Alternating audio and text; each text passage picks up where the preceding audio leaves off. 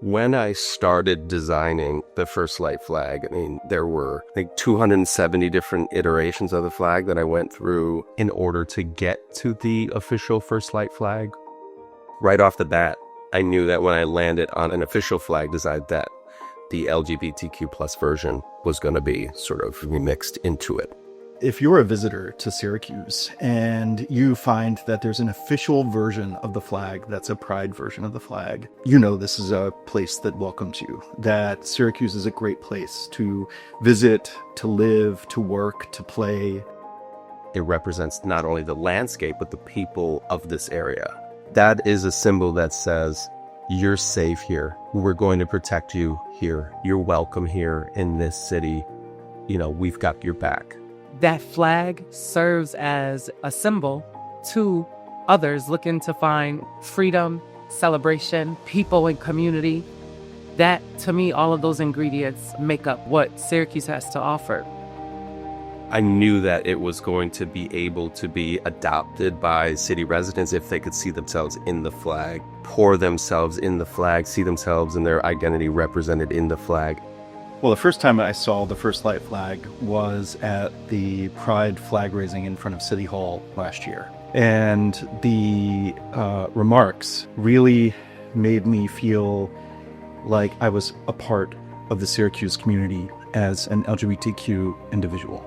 After it was raised at City Hall last year, everyone wanted to know where to buy one. And so the Pride version of the First Light flag has popped up in front of people's houses all over the city. And the fact that Eric has made it such that it can be modified to represent all of the diverse communities here in Syracuse is just tremendous.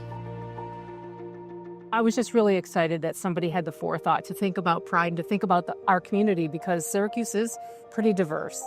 Syracuse has always been very supportive of the LGBTQ plus community, and the flag represents that. And the flag raising ceremony the last few years has also been a really thoughtful event, and I think it shows that the government supports our community. The mayor stood at the flag raising last week and said, "We care about you, we love you, we see you." Like, that's all we're asking for.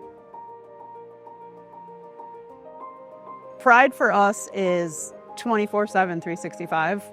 Pride in Syracuse is just being yourself year-round, and the ability to move through this community in safety, security, and know that Syracuse is a place for all of us.